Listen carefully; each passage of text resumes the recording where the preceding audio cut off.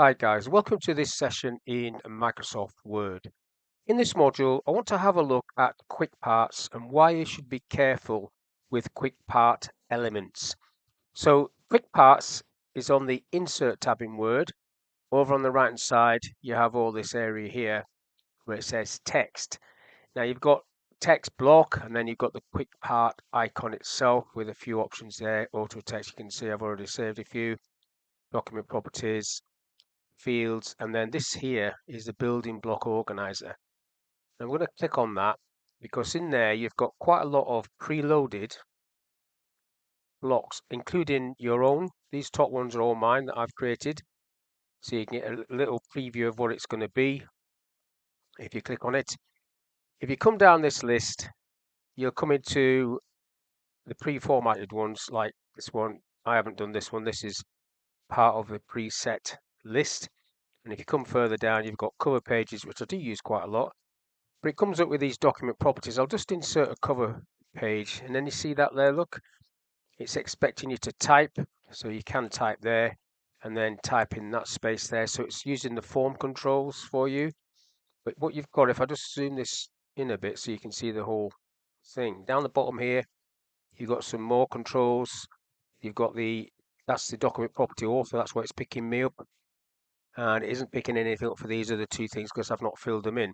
But this is all dropped onto your document, basically a text box. You can see it there, you can spin it around, you can move it, you can resize it and things like that, and you can totally mess it about. But there's a lot of elements going on here, and you've got the wrap text options at the top. It says shape, your shape tab's turned up, so you just have to be aware of that. So color that in, you can start coloring things in, which is a bit loud. I'm just going to undo that a few times to get rid of all of that. So you just have to be careful that you get what you want when you click on one of those preloaded options. I'll just make this a bit bigger again. Go back up to Insert, back into Quick Parts, Building Block Organizer, and then coming down to the headers and footers, or the footers should I say, just have to open up this gallery a bit. Cover pages, equations, and then you come into footer area. Now, if you come down to the footer, so what's going to happen here is, if I'll just click on this one, I can't actually see that one from preview. It's pretty basic, but if I just go insert there, it's got the date option there where you can drop in a date. I'll put the date, this random date, and that sits at the bottom there. But what happens if I insert a page? Let's see what happens. Bottom of page, go to the right, totally disappears this. That is also a quick part. It's overwritten the previous quick part. It's like a piece of sellotape going across the bottom of the page. If I do undo, it's going to come down like that. So what you can do is you can use the field option to get the page numbers into your footer as well as the quick part element. So let me go through all that again. I've got a blank document with insert, quick part, and building block organizer. Just open these two columns up so we can see what they say. I'm coming down into the footer area, and what I want is, I'll go for this one, insert that, and I get three boxes at the bottom. Now you're supposed to, it says there type here, type here, type here, but what I want on this right hand one is the page number to come in there. So I need to go back to insert, go to quick parts and select field, and it's already on numbering. If I go to page and then pick the number I want and then click OK to that, I get the page number, and in there I could just put say Steve, and on there I can put Word or something like that. So that'll be on every page, but let's see if it updates. So I just come out of the footer by just double clicking. So that's page 1. If I do Control Enter, that'll get me page 2, and I'm wanting that to say 2, and it does. So what you could do now, if I double click back into this, if I highlight that row, go back up to the Insert tab, select Save Selection into Quick Parts Gallery, this option, and then you give that a name. So I'm just going to call that Steve. I want that to go into the footer area. Footer. Now all of the rest can stay the same. I've already got one called Steve, so it shouldn't let me overwrite it. Overwriting it. I've overwritten it. So what I can do now, if I get myself a blank document, Control N. Now, if I go to the quick parts gallery, and building block organizer, open these two up again and get myself into the footer area again. I'm looking for my name this time.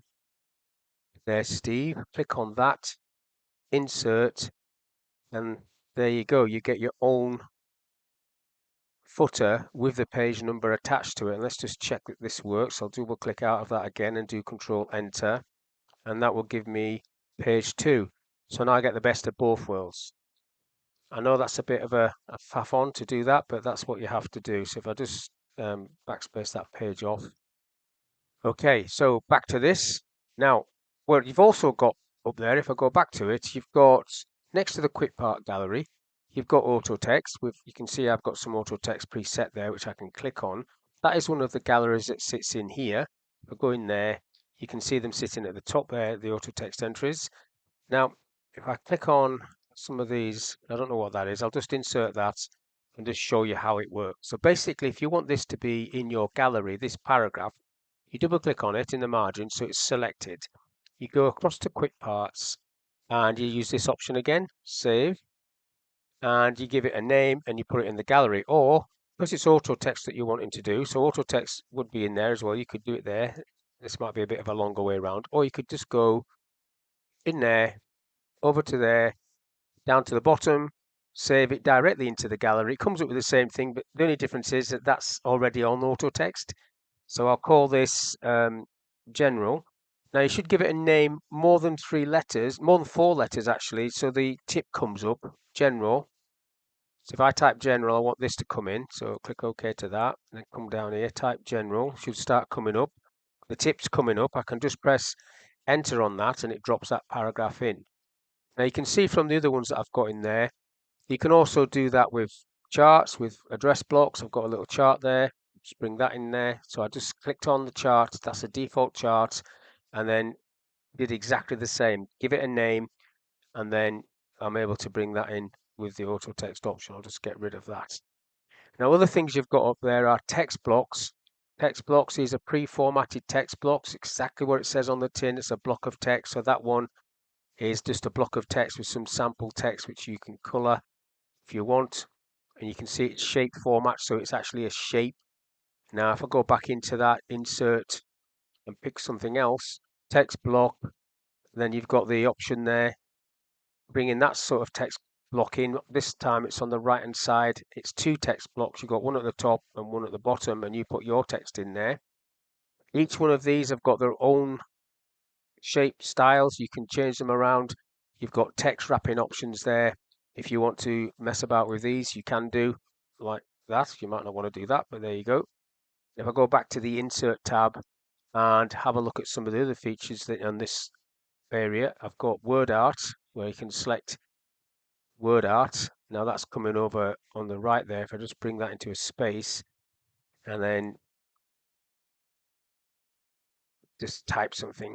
I don't know what can I type. I'll type Steve. Why not? Type in Steve everywhere else. So I've made the title into that. If I go get myself a new document because that's getting cluttered, go back up to there, insert. You've got drop cap. So what I'll do is I'll type general to get myself some text, and then let's have a look at what. Let's highlight this letter C, and then do that drop cap like so. Or you can go for that option. Quite like that one myself. So that's your drop cap. Just making that a capital C like so. Now, that's all I want to talk about in this little video, how you can use some of the text features, in particular the quick parts gallery, and how you can fix some issues with footers where you've got one overriding another. So hopefully that little video was of use. Thank you for your time, and I'll catch you on the next one.